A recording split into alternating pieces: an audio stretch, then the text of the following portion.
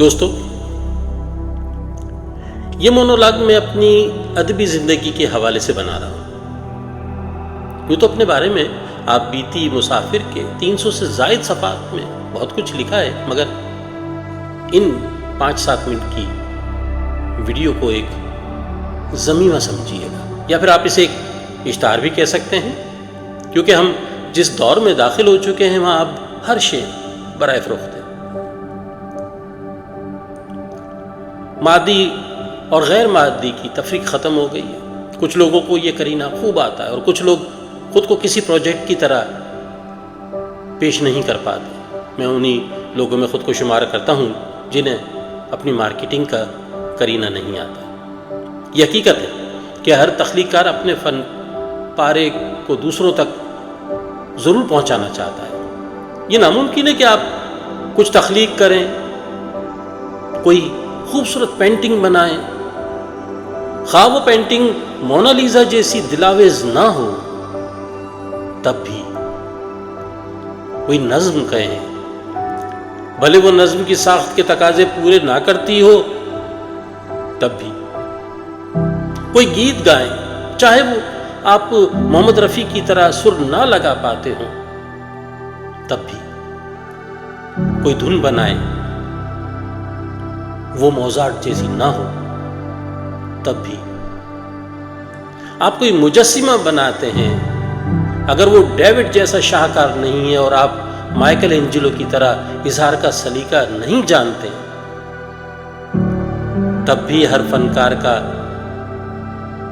فنکار یہ چاہتا ہے کہ اس نے اپنے خیال کو جیسی بھی زبان دی ہے وہ ایک سے دوسرے تک سفر کرے، اسے دیکھنے، سننے اور پڑھنے والے ایک سے زیادہ ہوں۔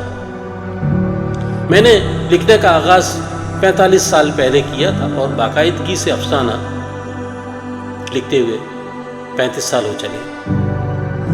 پہلا افسانوی مجموعہ بے ساکیاں 30 سال پہلے شائع ہوا تھا۔ میں نے ان برسوں میں اپنے ارد گرد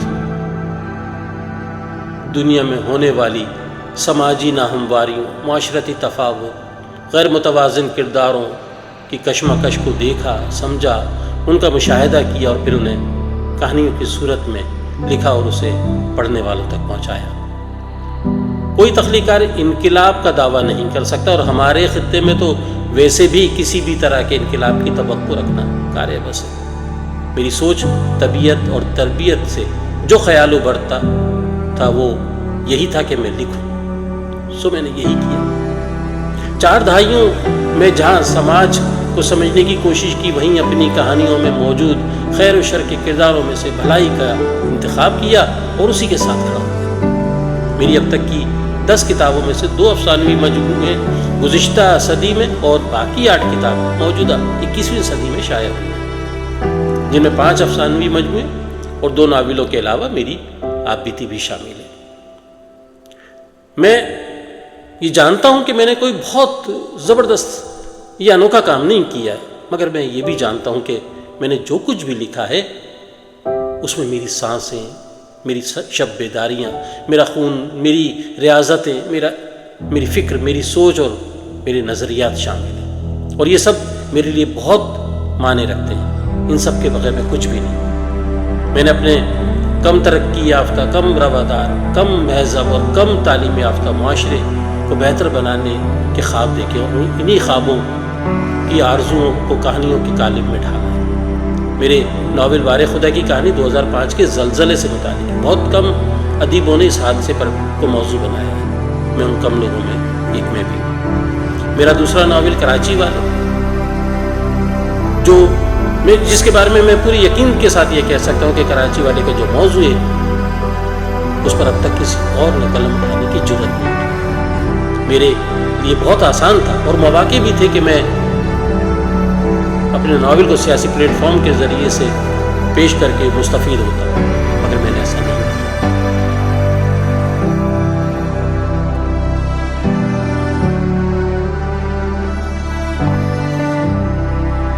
کیونکہ میرے لیے میرا ادب زیادہ مقدم تھا۔ میرے افسانوں میں جو سماج ہے وہ وہی ہے جو ہمارے ارد گرد ہمیشہ سے پھیلا ہوا ہے۔ یہاں رشتوں کی ناہمواریاں ہیں، امیری غریبی کی کشمکش ہے، اخلاقی قدروں کی پامالی ہے، سیاست کا ناپائیدار چلن ہے، مذہب کی غلط تفہیم ہے، موت کا ڈر اور زندہ رہنے کی آرزو ہے۔ میں نے انہیں بکھرے ہوئے موضوعات کو اپنے 125 افسانوں میں کی لڑی میں پروتے ہوئے ایک ادنا سی جسارت کی۔ میری افسانے 7 مجموعوں میں بکھرے ہوئے: بیساکھیاں 1996، 16 آنے 1998، اب کہانی میں بادشاہ نہیں ہوتے 2001، کرداروں میں بٹی ہوئی زندگی 2005، مجسمہ اور دوسرے افسانے 2007، کولاج 2011، آدم اور خدا 2015، اور سب سے آخر میں میری آپ بھی تھی مسافر 2025 ہے۔ مسافر میری زندگی کی کہانی ہے، مگر میری یہ کہانی اس سماج سے الگ نہیں ہے جس میں رہتے ہوئے میں نے اپنی زندگی گزاری اور کوشش کی ایک بہتر انسان بننے کی اور بہتر سماج کی تشکیل کا خواب دیکھنے کی۔ اگر کوئی مجھ سے یہ پوچھے کہ تم نے اس دنیا میں کیا کیا ہے، تو میں یہی جواب دوں گا کہ میں نے اس دنیا کو انسانیت کا مسکن بنانے کی ادنا سی خواہش کی ہے۔ یہی میرے بس میں تھا اور یہی میں نے کیا بھی ہے۔ میں محمد امین الدین، بظاہر الگ تھلگ اجنبی سا پتھر، مگر ادب کی پرشکو عمارت کی دہلیز سے جڑا ہوا۔ بہت بہت شکریہ۔